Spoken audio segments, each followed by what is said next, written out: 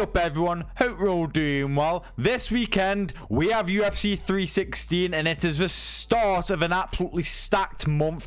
This month is very good for us UFC fans, but without further ado, let's get straight into the UFC 316 predictions. So here we have it, UFC 316, and I've got to be honest lads, I think this is a really well balanced pay-per-view. There's been a lot of people hating on this pay-per-view, but I think it's quite well balanced. I think from early prelims to the main card, well balanced. I think it's quite evened out. It's not like we just got a stacked main card and shit prelims. I think the early prelims is good, the prelims is good, and the main card is good. Could it be better? Yeah, possibly, but we've got 2 pay-per-views this month. This month alone is absolutely stacked. So you know what? I am quite happy with what we're getting. But anyways, less of that. Let's get into some predictions. I'm not going to do every single fight because I don't know every single fight, unfortunately. I'm not an absolute fucking, know the fucking date of birth, the blood sample of every single fight. I'm not one of those people. I just know some of the bigger names, but I do want to say I'm looking forward to I don't know if this is the official bout order. This fight got cancelled. Well, you can see here Chaos Williams,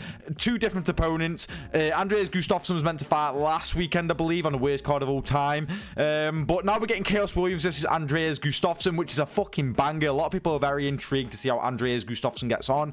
I can't wait for this one. Who do I go for? I don't exactly know. I've seen a lot of Chaos Williams. I haven't seen much of Gustafsson, but just off of a whim, I'm going to go with Andreas Gustafsson for this one. I've just seen a lot of people hype about him, so I'm just going to jump on the hype. Casual hype. I'm going to jump along it. Don't give a fuck. We've got a few undefeated prospects on here as well. Mike Troinsky, Azamat Mirzakhanov taking on Brenson Ribeiro. We've got Quailing Salkid, who knocked out fucking...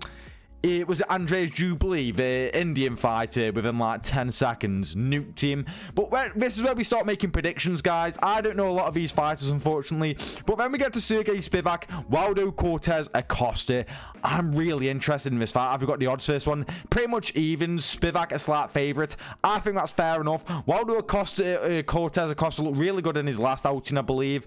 But Spivak, even though he bottles it in like the bigger fights, he is quite proven, does have good grappling. It's just his durability and his heart is quite questionable in my opinion. But I'm also going to go with the polar bear Spivak for this one. I'm going to go with the slight favourite Spivak, but I definitely could see a world where Cortez Acosta wins this one. And I hope that he does win because I do find him quite fun to watch from time to time. Next up, we have Kong Wang, and she's taking on Ariane Lipski de Silva. And I'm going to go with Kong Wang by decision. I thought she's been looking good. Even when she lost, I thought she was looking really good until she got caught. She got caught in like a submission in the 2nd or 3rd round. I think Kong Wang's still going to be good. How old is she? She's only 33. She's a moderate favourite. I think she's going to win this. I think she's going to keep it standing, and I think she's going to get the job done by decision and win it quite comfortably. Next up, Bruno Silva versus Joshua Van. Mate, Joshua Van on this card. We get to look forward to Joshua Van. I'm so glad I get to say that because anytime you get to watch Joshua Van, it's a fucking banger. It's a joy to watch. And he's only, what, 23?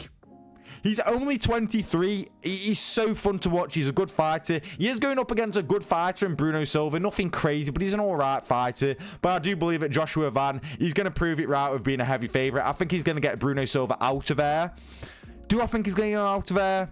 Maybe a decision win, maybe a 3rd round stoppage. He's like a bit of an accumulation. He has decent power for a flyweight, but his punches accumulate. He builds up, and I feel like he could get a finish in the 3rd round. If not, I see a lopsided decision victory for Joshua Van. I like this fight. I think it'll be a fun one to close out the prelims. Next up, Patchy Mix makes his UFC debut against Mario Batista, and this starts off the main card as well. Now, I haven't watched much of Patchy Mix. I don't watch much of MMA outside of UFC, which is something I definitely need to start doing. But looking at the odds, he's a slight favourite. I am hoping he gets the job done against Mario Batista. I do believe that Mario Batista is quite underrated. I think a lot of us hate on him because of that Aldo performance, but he is actually quite a good fighter in my opinion. On quite a winning streak at the moment as well, coming off of wins over Jonathan Martinez and Jose Aldo. Patchy Mix, I've been hearing for a long time that he is the real deal, so I'm very excited for this one. Quite a hard one for me to predict because, again, I haven't seen much of Patchy Mix, but I'm just going to go with Patchy Mix. I think he's going to get the job done, has a lot of submission victories. I can't remember the last time he lost. I think it was like 5 years ago on a bit of a lengthy win. Beat people like Sergio Pettis quite convincingly. Magomedov, even though a lot of people think that Magomedov should have won that fight. I think Patchy Mix is going to get the job done. Only 30, both of them the same age. very much looking forward to this fight and seeing how Patchy Mix gets on his UFC debut. Next up, Vicente Luque and Kevin Holland. Kevin Holland's a moderate favorite, and I've got to go with Kevin Holland. Now, I want Vicente Luque to win. I love Vicente Luque, but he does get hit a bit, and he does rely on his durability, and we've obviously seen his durability has fell off a fair bit. Kevin Holland does tend to sting people, and if you don't mix in the grappling, Kevin Holland, he doesn't really struggle that much unless it's like a wonder boy, like a specialist, someone who's like a different gravy, should I say. But I think Kevin Holland's going to find the chin of Vicente Luque and drop him and put him away at the end of round 1, maybe at the start of round 2. I think he will find the chin. I think Luque could have some success. I think he might even hurt Holland slightly, to be honest with you. Looked really good against Femba Garimbo, even though it didn't last that long. But I do think that Kevin Holland is going to find the chin of Vicente Luque. And unfortunately, Luque's chin isn't as good as it used to be. It's not as legendary. It doesn't hold up as well. So I'm going with Kevin Holland by second round knockout or the end of the first round by knockout. But I want Vicente Luque to win this one. Next up, an absolute fucking banger. An absolute banger. I think this is... I don't see a world where this is boring. This may bite me back on the horse. I just don't see how this is a boring fight. Joe Pyfer takes on Calvin Gastelum. If Calvin Gastelum was to talk some shit, this could actually be a fucking heated rivalry, considering Joe Pyfer's came out and said that Mexico's a fucking shithole. After they were meant to fight on the Fight Night card, headlined by Moreno and Urseg a few months back, and then Joe Pyfer had to withdraw from the fight due to food poisoning, I think it was. He was ill, regardless, and he started slating Mexico. We could have built upon this and made some fucking unreal rivalry, but Kevin Gastelum doesn't really talk shit. But regardless, I think this is going to deliver in the octagon. Calvin Gastelum, very durable. Has he ever been finished due to strikes? I don't believe he has. He's got a classic Mexican chin. Joe Pyfer hits like a fucking truck. Both of them rely a lot on their boxing. I'm very excited for this one. I'm a big Gastelum fan. I fucking love Calvin Gastelum, but I do think Joe Pyfer is going to stick it on him. And I actually think he could be the first one to finish Calvin Gastelum, unless he blows his load and Gastelum comes back. That's the only way I see Gastelum beating Joe Pyfer, but I think Joe Pyfer is going to get this one done. I think he might get a late stoppage in the third round. If not that, a decision win at the very least. I think this is going to be very contested, but I just feel like Pyfer's going to land the bigger shots. He's a bigger guy. Gastelum at middleweight, I don't really like. He's quite undersized for that weight division, but regardless, this is going to be a fucking barn burner, and I wouldn't be surprised if this is fight of the night. Next up, the co-main, which I'm actually quite excited for. Kayla Harrison takes on Juliana Pena for the bantamweight championship. I'm going with Kayla Harrison. She's a fucking massive favorite, but I have got to mention, guys, I do see a scenario where Pena wins this.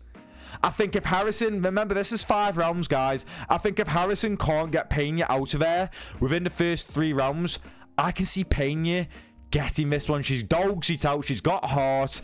She's a bit of a fucking... a very, very, very, very, very, very, very, very shit DDP that she can like just plot armor her way through a fight. Harrison, other than the grappling, doesn't really offer much. So I am quite skeptical. I do think Harrison's going to get her out of there, and then we get the big fight between Harrison and Amanda Nunes. That'll be fucking amazing. But, you know what? Even though I don't like Juliana Pena, respect to her to try and make this shit interesting. She always tries to make it interesting with her awful, delusional trash talk. But I do think that Harrison's going to get I do think she's going to get her out of there in the second round by submission. We've seen Pena been steamrolled through a number of times, and I think that Harrison's going to be able to get the job done. I have a weird feeling that Pena might be able to get this done. And now we move on to the main event, and if you can tell from the thumbnail, I think O'Malley is going to win. I'm not clickbaiting. I do think that. Now, why? I've had this theory, right? It's got fuck all to do with just O'Malley. It's got fuck all to do with the last performance. I have got this idea in my head, and call me delusional. I don't know what it is. I have this idea in my head that anyone who comes up against Merab in a rematch will do a lot better and arguably beat him. Why? Because I feel like going into a fight of Merab back in there, most certainly, people didn't respect him whatsoever. Kind of viewed like DDP. You know how at DDP everyone was like, he's shit, you should beat him. And then he beats Whitaker.